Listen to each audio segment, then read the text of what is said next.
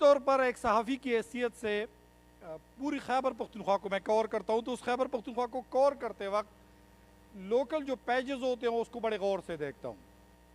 چند دن قبل شبیر بنیری صاحب نے کہا کہ ان کے جو فالورز ہیں، جو پیروکار ہیں، وہ 1 ملین سے تجاوز کر گئے ہیں۔ یعنی تھوڑا سا شبیر بنیری کو دیکھیے، اس کے پیج کو، وہاں پر آپ کو انتہائی اعلیٰ نوعیت کا کانٹینٹ ملے گا۔ یعنی ایسا کانٹینٹ جو گالم گلوچ سے نہیں، جسے جہاں پر آپ معیار دیکھیں گے۔ شبیر بنیری صاحب، نام سے ہی ظاہر ہے بنیر سے آپ کا تعلق ہے۔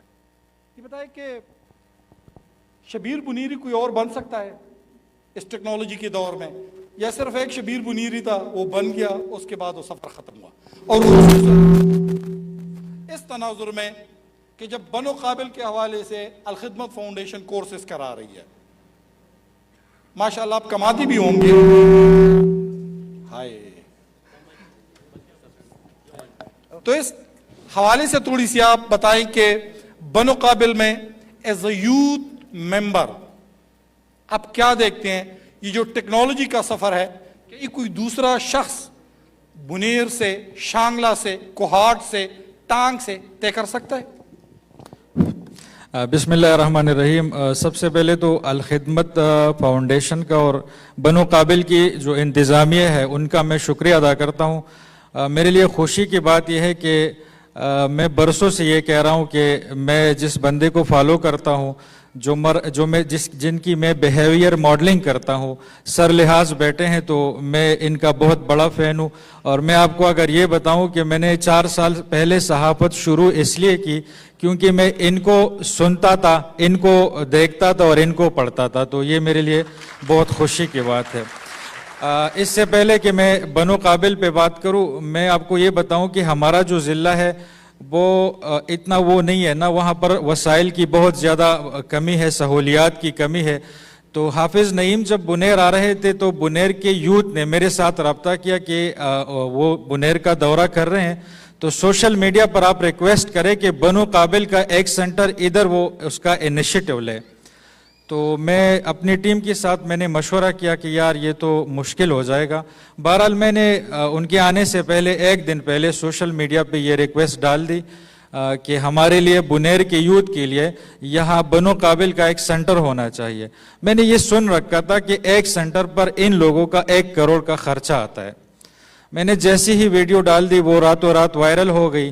پرسوں جب وہ آئے تو میری یہ توقع تھی بھی نہیں، تو انہوں نے کہا کہ شبیر بنیری آپ نے تو 1 سینٹر کی بات کی تھی، میں بنیر میں 3 سینٹرز کا اعلان کرتا ہوں، منظوری کا اعلان کرتا ہوں۔ تو میرے لیے یہ بہت بڑی خوشی کی بات ہے۔ اور سر میں آپ کو یہاں پر ایک بات ضروری سمجھتا ہوں کہ بتاؤں، بنیر میں غربت ہے، تو میرے ساتھ وہاں پہ ہماری ایک دور کی رشتہ دار ہے، انہوں نے رابطہ کیا کہ میرے جو بچے ہیں ان کے والد کی فوتگی ہوئی ہے، تو بنو قابل میں یہ لوگ چاہتے ہیں کہ ایڈمیشن لے، لیکن وسائل کی کمی ہے۔ تو میں یہ آپ کو آج پہلی بار کہہ رہا ہوں کہ لیپ ٹاپ کے لیے اس غریب عورت نے اپنے زیور تک بیچ ڈالے تھے، اور آج ان کے بچے ماشاءاللہ 4 مہینے بعد ان کے پاس اتنے سکلز آ گئے ہیں کہ مجھے خوشی ہو رہی ہے۔ تو یہ بہت زبردست بات ہے۔ اور اس سے پہلے کہ آپ کے سوال پہ بات کروں، میں خود کو بھی بنو قابل کا ایمبیسڈر سمجھتا ہوں۔